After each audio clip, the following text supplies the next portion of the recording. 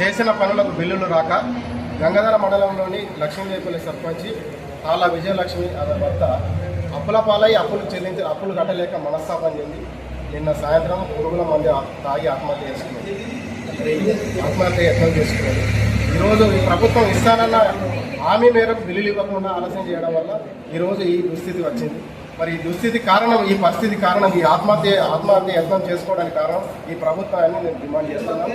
ముఖ్యమంత్రి రేవంత్ రెడ్డి గారు ఎలక్షన్లో ఇచ్చిన హామీ మేరకు మీరు బిల్లులు ఇవ్వకుండా మేము లేము, అప్పుడు మీరు ఆ పాత ప్రభుత్వంలో మీరు చేసిన పనులకు మీరు అప్పుడే తీసుకుని ఉంటారు, ఇప్పుడే ఎందుకు అడుగుతున్నారు? మరి ఈ ముఖ్యమంత్రి రేవంత్ రెడ్డి గారు చేయబట్టి ఈరోజు మేము సర్పంచులు ఆత్మహత్యలు చేసుకునే పరిస్థితి వచ్చింది. మీరు ఇంకా ఈ రాష్ట్రంలో ఎంతమంది సర్పంచులు బలిదానం చేసుకుంటే మీరు ఈ బిల్లులు ఇస్తారు? మీరు ఇస్తానన్న బిల్లులు ఇవ్వకుండా మీరు ఈ ప్రభుత్వం అధికారంలోకి వచ్చిన తర్వాత, కాంగ్రెస్ పార్టీ అధికారంలోకి వచ్చిన తర్వాత మేము ఉన్నప్పుడు కాదు మీరు చేసిన పనులు మీరు ఆ గత ప్రభుత్వంలో చేసిరు, అప్పుడే ఆ ప్రభుత్వాన్ని అడగనని మాట్లాడుతున్నారు. ఇది మాట మార్చడం కరెక్ట్ కాదు.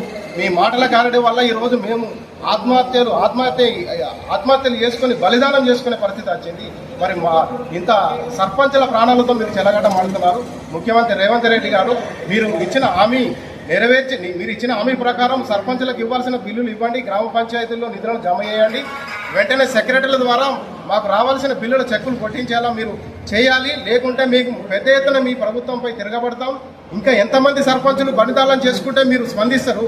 ముఖ్యమంత్రి రేవంత్ రెడ్డి గారు మీరు ఇచ్చిన మాట మర్చిపోయిరా? ఎందుకు ఈ మాటల గారడి మీరు మాట్లాడుతున్నారు? ప్రజలను మోసం చేస్తున్నారు, ఇటు మా సర్పంచులను మోసం చేసిరు. ఇప్పుడు మేము మా సర్పంచులు ఆత్మహత్య యత్నం చేసుకునే పరిస్థితి వచ్చిందంటే మేము ముఖ్య కారణం ఈ ముఖ్యమంత్రి రేవంత్ రెడ్డి అని నేను స్పష్టంగా డిమాండ్ చేస్తూ వెంటనే ఈ నిధులు విడుదల చేయాలని డిమాండ్ చేస్తున్నాను. నా పేరు జోగు లక్ష్మీరాజం అలియాస్ సాగర్, సర్పంచుల జేఏసీ జిల్లా అధ్యక్షుడు కరీంనగర్.